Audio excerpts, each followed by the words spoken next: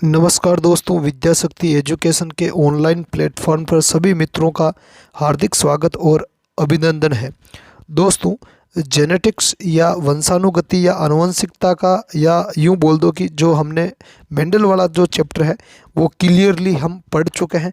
आज हम उससे संबंधित महत्वपूर्ण प्रश्नों के बारे में चर्चा कर रहे हैं। ठीक है, तो यदि ये क्लास आपको अच्छी लगे तो इसे अपने दोस्तों में ज़्यादा से ज़्यादा शेयर करना है। ठीक है, और चैनल पर आप नए हो तो चैनल को लाइक और सब्सक्राइब जरूर कर लेवे। ठीक है, और साथ ही साथ बेल आइकन को प्रेस कर लेवे। तो आज का अपन पहला प्रश्न स्टार्ट करते हैं। तो आज का पहला प्रश्न है,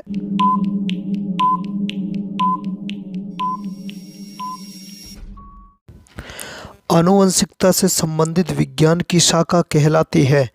ऑप्शन ए है साइटोलॉजी, ऑप्शन बी में है साइकोलॉजी, ऑप्शन सी में है जेनेटिक्स और ऑप्शन डी है एनाटॉमी।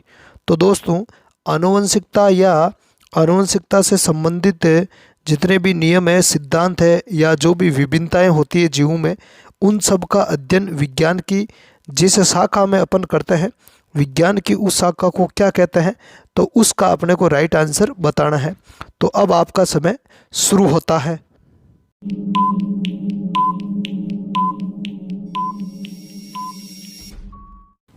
तो इसका जो राइट आंसर है वो हो जाएगा ऑप्शन से जेनेटिक्स। अगला प्रश्न देखते हैं। अगला प्रश्न है, आनुवंशिकी का जनक किसे कहा जाता है। आनुवंशिकी का मतलब होता है जेनेटिक्स या आनुवंशिक विज्ञान। ध्यान रखना दोस्तों, ये तीनों नाम एक ही है। चाहे आप आनुवंशिकी बोलो, चाहे आप आनुवंशिक विज्ञान कहो, या फिर आप इसको अंग्रेजी में जेनेटिक्स कहो, तो एक ही बात है। तो जेनेटिक्स का जो जनक है वो किसको कहा जाता है। ऑप्शन देखते हैं।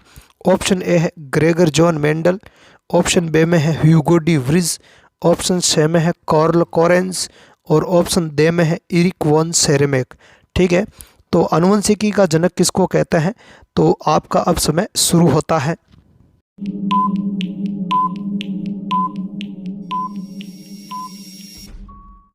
इसका राइट आंसर हो जाएगा option A Gregor John Mendel. Gregor John Mendel को आनुवंशिक विज्ञान या आनुवंशिकी या जेनेटिक्स का जनक कहा जाता है। अगला प्रश्न देखते हैं। अगला प्रश्न है, मेंडलवाद के पुनः खोज करता है। ठीक है, मतलब मेंडलवाद की पुनः खोज किसने की थी, या अपन यूं भी कह सकते हैं कि मेंडल के नियमों की पुनः खोज किसने की थी। ऑप्शन देखते हैं।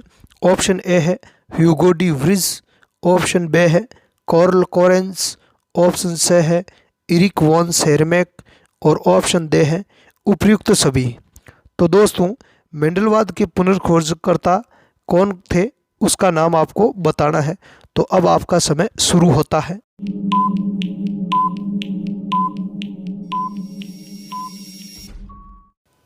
इसका राइट आंसर हो जाएगा ऑप्शन दे उपयुक्त सभी। दोस्तों ध्यान रखना, 1900 ईस्वी में, कब 1900 ईस्वी में हॉलैंड के ह्यूगो डी व्रिज, जर्मनी के कार्ल कोरेंस और ऑस्ट्रिया के इरिक वॉन सेरेमेक ने मेंडल के नियमों की या मेंडलवाद की पुनः खोज की थी, इसलिए इनको मेंडलवाद के पुनः खोजकर्ता कहा जाता है। ठीक है, अगला प्रश्न देखते हैं। अगला प्रश्न है, मेंडल ने किस पादप पर संकरण प्रयोग किए थे। मतलब ग्रेगर जॉन मेंडल ने अपने वंशागति संबंधी जो संकरण प्रयोग किए थे वो किस पौधे पर किए थे, किस पादप पर किए थे। तो ऑप्शन देखते हैं। ऑप्शन ए है सरसों, ऑप्शन बी है मटर, ऑप्शन सी है गुलाब और ऑप्शन डी है मक्का। ठीक है, तो इसका राइट आंसर आपको बताना है। आपका समय अब शुरू होता है।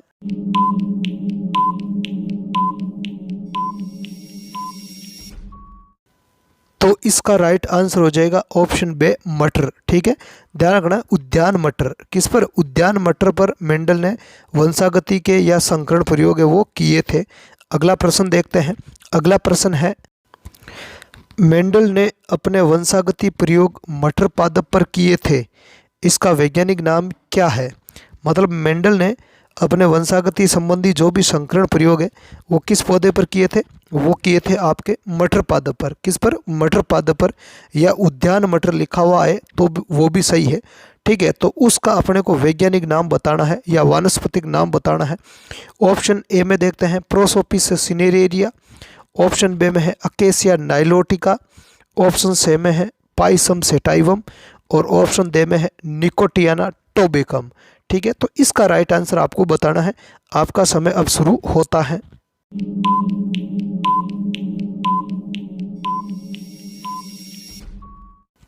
तो इसका राइट आंसर हो जाएगा ऑप्शन से पाइसम सेटाइवम। ध्यान रखना है, पाइसम सेटाइवम है वो मटर का वैज्ञानिक नाम है। ऑप्शन ए में दिया हुआ है आपके प्रोसोपिस सिनेरेरिया। तो दोस्तों ये है खेजड़ी का वानस्पतिक नाम या वैज्ञानिक नाम, किसका? खेजड़ी का। ठीक है, ऑप्शन बी में है अकेसिया नाइलोटिका। तो अकेसिया नाइलोटिका है वो बबूल का वैज्ञानिक नाम होता है, किसका? बबूल का। और दे में है आपके निकोटियाना टोबेकम। ठीक है, तो ये नाम है आपके तंबाकू पादप का वैज्ञानिक नाम, किसका? तंबाकू पादप का वैज्ञानिक नाम। ठीक है, तो चारों जो वैज्ञानिक नाम है वो मैंने आपको बता दिए हैं किस किस के हैं, और चारों ही है वो इम्पोर्टेंट है। ठीक है, चारों ही क्या है? इम्पोर्टेंट है, विशेष तौर पर खेजड़ी का और तंबाकू पादप का। अगला प्रश्न देखते हैं। अगला प्रश्न है, मेंडल ने वंशागति संबंधी कितने नियम दिए थे? अर्थात मेंडल के जो वंशागति के नियम है उनकी संख्या कितनी है वो अपने को बतानी है। ठीक है, तो मटर पादप पर मेंडल ने संकरण प्रयोग किए और संकरण प्रयोगों के निष्कर्षों के आधार पर मेंडल ने वंशागति के नियमों का प्रतिपादन किया था। तो टोटल कितने नियमों का प्रतिपादन किया है उसकी संख्या हमें बतानी है। ऑप्शन देखते हैं। ऑप्शन ए है 2, ऑप्शन बी है 3, ऑप्शन सी है 4 और ऑप्शन डी में है 5। ठीक है, तो इसका राइट आंसर क्यों होता है? ठीक है, आपका समय शुरू होता है अब।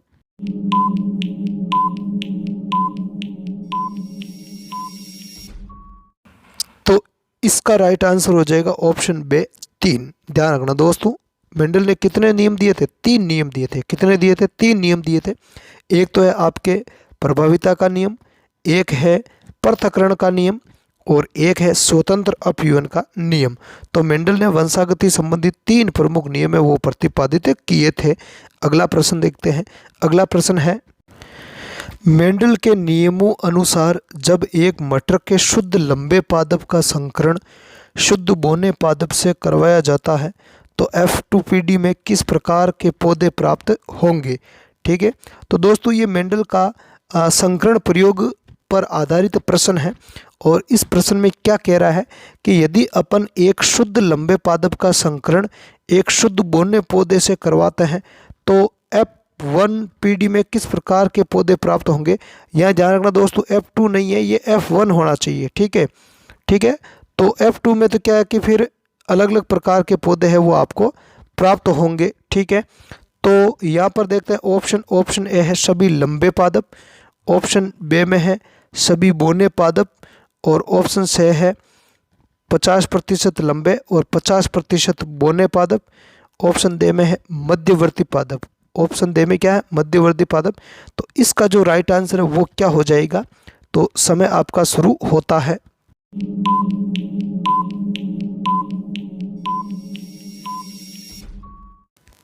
तो इसका राइट आंसर हो जाएगा ऑप्शन ए सभी लंबे पौधे। मतलब जब एक शुद्ध लंबे पादप का संकरण शुद्ध बौने पौधे से करवाते हैं तो F1PD में सारे के सारे जो पौधे हैं वो लंबे प्राप्त होते हैं। कैसे? लंबे प्राप्त होते हैं।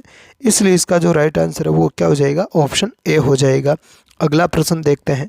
अगला प्रश्न है, निम्नलिखित में से कौन सा नियम मेंडल ने प्रतिपादित किया था? मतलब मेंडल ने मटर पादप पर संकरण प्रयोग किए थे, है ना, वंशागति संबंधी संकरण प्रयोग, और उन प्रयोगों के आधार पर मेंडल ने कुछ निष्कर्ष निकाले थे और उन निष्कर्षों को नियमों के तौर पर प्रतिपादित किया था मेंडल ने। तो वो नियम थे मेंडल ने दिए थे वो 3 थे। कितने थे? 3 थे। तो अब उनमें से कौन सा नियम है या कौन सा नियम नहीं है, ठीक है, तो इसका राइट आंसर आपको बताना है। तो समय आपका शुरू होता है।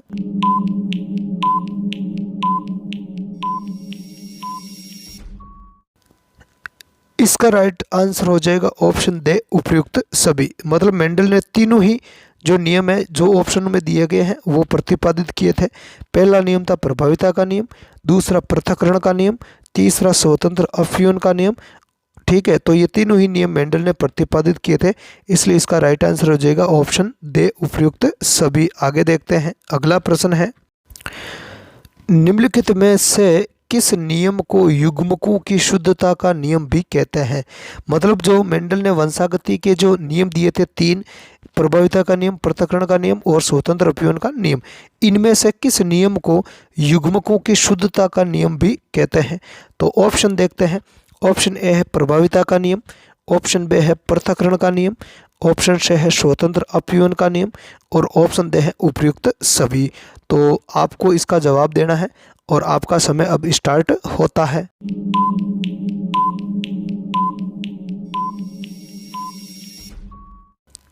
तो इसका राइट आंसर हो जाएगा ऑप्शन बी पृथक्करण का नियम। मतलब पृथक्करण का जो नियम है उसको युग्मकों की शुद्धता का नियम भी कहते हैं। इसका एक और नाम है जो है इसका विसंयोजन का नाम। किसका नाम? विसंयोजन का नियम। इसको विसंयोजन का नियम भी कहते हैं। अगला प्रश्न देखते हैं। अगला प्रश्न है, मेंडल के एकल संकर संकरण प्रयोग में F2PD का लक्षण प्रारूप अनुपात कितना प्राप्त होता है। मतलब जो मेंडल ने संकरण प्रयोग किए थे उनमें एकल संकर संकरण प्रयोग को हम पढ़ते हैं और एक प्रत्यय द्विसंकर संकरण प्रयोग को हम पढ़ते हैं। ठीक है, तो इसमें F2PD का जो लक्षण प्रारूप अनुपात है वो कितना प्राप्त होता है वो हमें बताना है। ठीक है, तो यदि ये संकरण वगैरह है या मेंडल के जो प्रयोग है नियम है कौन कौन से हैं, यदि ये आपको अभी तक समझ में नहीं आए हैं, ठीक है, और आप हमारे चैनल पर नए हो तो इन सब की अलग अलग क्लासें हैं वो अपलोड कर रखी है। आप चैनल पर जाइए और बायोलॉजी की जो प्लेलिस्ट है उस प्लेलिस्ट में जाकर उन सब क्लासों को एक बार ज़रूर देखें ताकि वहाँ से आपको समझ में आ जाएंगे। ठीक है, तो इसमें आपको लक्षण प्रारूप अनुपात बताना है। तो ऑप्शन देखते हैं। ऑप्शन ए में है 1:1, ऑप्शन बी में है 3:1, ऑप्शन सी में है 9:3:3:1। ये 9 और 3 के बीच में अनुपात है, ध्यान रखना। ठीक है, और ऑप्शन डी में है 1:2:1। ठीक है, तो यहाँ पर एकल संकर संकरण में F2PD का लक्षण प्रारूप अनुपात है वो पूछा गया है आपसे, तो आपको बताना है। आपका समय अब शुरू होता है।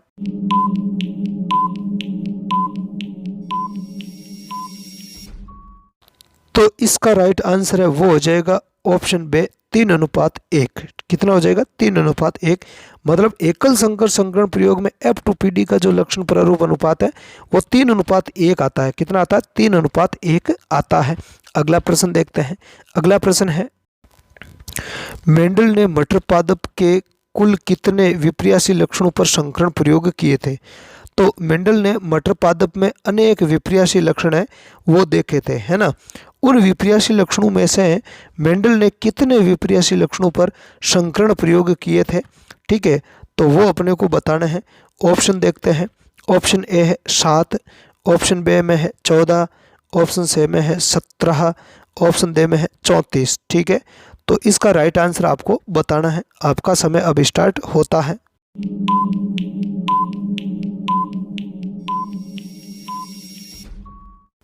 तो इसका राइट आंसर है वो हो जाएगा ऑप्शन ए 7, है ना। तो दोस्तों ध्यान रखना, मेंडल ने मटर में बहुत सारे विपर्यासी लक्षण देखे थे, उनमें से 7 विपर्यासी लक्षणों पर वंशागति संबंधी प्रयोग किए थे। अब ये 7 विपर्यासी लक्षण है कौन कौन से, विपर्यासी लक्षण किसको कहते हैं, इन सब की डिटेल से जानकारी आपको यदि प्राप्त करनी है तो आप बायोलॉजी की प्लेलिस्ट में जाकर उन सब क्लासों को देख ले हुए जो जेनेटिक्स या मेंडल से संबंधित जो भी मैंने क्लासें अपलोड की है। ठीक है, तो वहाँ आपको इनका संतुष्टिजनक जवाब है वहाँ पर पूरा डिटेल से मिल जाएगा। ठीक है, आगे देखते हैं। अगला प्रश्न है, किसी प्राणी के शारीरिक लक्षण होते हैं। Option A genotype, option B phenotype, option C heterotype और ऑप्शन डी है मोनोटाइप। तो किसी प्राणी के शारीरिक लक्षण, शारीरिक लक्षण का मतलब हुआ बाह्य लक्षण, है ना, शरीर के लक्षण, जो बाह्य लक्षण होते हैं उनकी बात कह रहा है। तो बाह्य लक्षणों को क्या कहते हैं अपन, उसका अपने को जवाब देना है। ठीक है, तो आपका समय अब स्टार्ट होता है।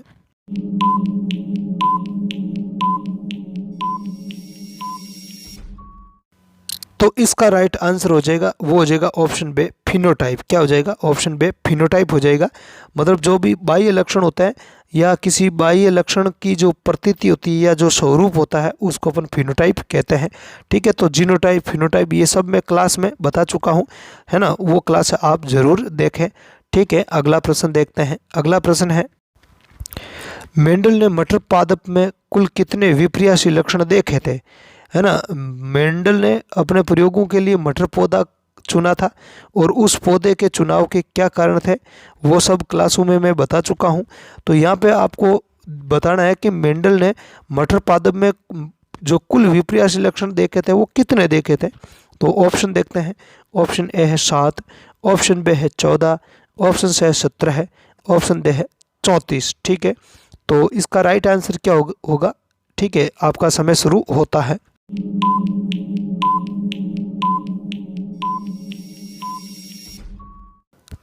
तो इसका राइट आंसर है वो हो जाएगा ऑप्शन दे 34, मतलब 34। मेंडल ने मटर पादप में कुल 34 विपर्यासी लक्षण देखे थे। कितने? 34, 34। और उनमें से संकरण प्रयोग सिर्फ 7 पे ही किए थे। ध्यान रखना है, 34 विपर्यासी लक्षण देखे थे, लेकिन मेंडल ने संकरण प्रयोग है वो केवल और केवल 7 विपर्यासी लक्षणों पर ही किए थे। तो ये आपको ध्यान में रखना है। अगला प्रश्न देखते हैं।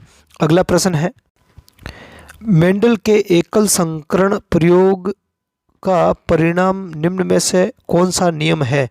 मतलब मेंडल के एकल संकरण प्रयोग का परिणाम कौन सा है, या यूं भी अपन कह सकते हैं कि मेंडल ने एकल संकरण प्रयोग के आधार पर कौन सा नियम है वो प्रतिपादित किया था। ऑप्शन देखते हैं।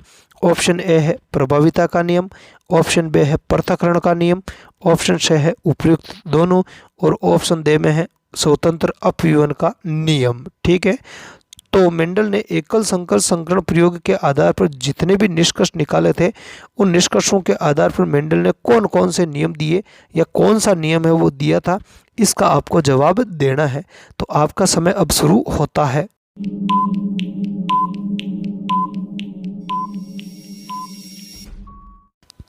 तो इसका राइट आंसर हो जाएगा ऑप्शन से उपयुक्त दोनों, है ना। मतलब प्रभाविता का नियम और पृथक्करण का नियम, ये दोनों जो नियम है वो मेंडल ने अपने एकल संकरण प्रयोग के निष्कर्षों के आधार पर प्रतिपादित किए थे। ठीक है, इसलिए इसका जो राइट आंसर है वो हो जाएगा ऑप्शन से उपयुक्त दोनों। अगला प्रश्न देखते हैं। अगला प्रश्न है, मेंडल के द्विसंकर संकरण प्रयोग का परिणाम निम्न में से कौन सा नियम है। मतलब मेंडल ने जो द्विसंकर संकरण प्रयोग किया था उसके जो भी परिणाम या जो भी रिजल्ट उसने मेंडल ने निकाले थे, उन रिजल्टों को या निष्कर्षों को नियमों के रूप में प्रतिपादित किया था। तो द्विसंकर संकरण प्रयोग के आधार पर मेंडल ने कौन सा नियम है वो प्रतिपादित किया था, तो उसका आपको जवाब देना है। ऑप्शन ए है प्रभाविता का नियम, ऑप्शन बी है पृथक्करण का नियम, ऑप्शन सी है उपयुक्त दोनों, और ऑप्शन डी में है स्वतंत्र अपव्यवन का नियम। ठीक है, तो इसका राइट आंसर क्या हो जाएगा। तो समय आपका अब स्टार्ट होता है।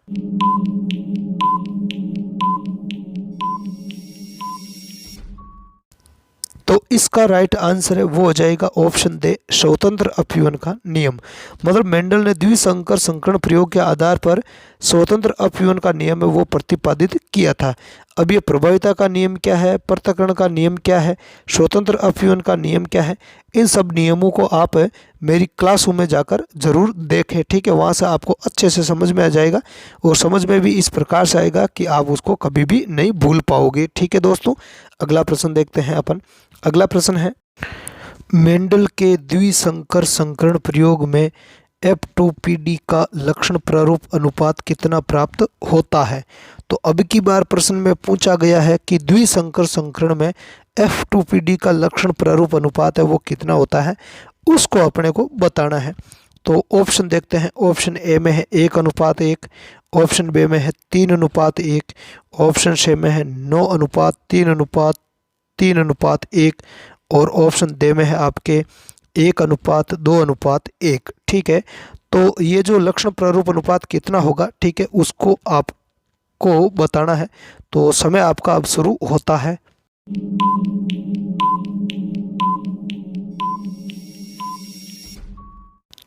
तो इसका राइट आंसर है वो हो जाएगा ऑप्शन से 9:3:3:1। ठीक है, तो 9:3:3:1 है वो इसका सही राइट आंसर हो जाएगा। अगला प्रश्न देखते हैं। अगला प्रश्न है, तो आज की प्रश्नमाला है वो यहीं पर समाप्त होती है। यदि आपको क्लास अच्छी लगी है तो इसे अपने दोस्तों में ज़्यादा से ज़्यादा शेयर करना है। चैनल पर आप नए हो तो चैनल को लाइक और सब्सक्राइब जरूर करना है।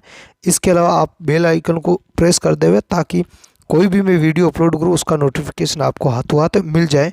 साथ ही साथ आप हमारे टेलीग्राम ग्रुप से भी जुड़ सकते हो, जिसका जो लिंक है वो चैनल के अबाउट सेक्शन में दिया हुआ है। ठीक है, तो इस क्लास में इतना ही। कल फिर एक नई क्लास के साथ हाजिर होंगे। तब तक के लिए धन्यवाद। जय हिंद।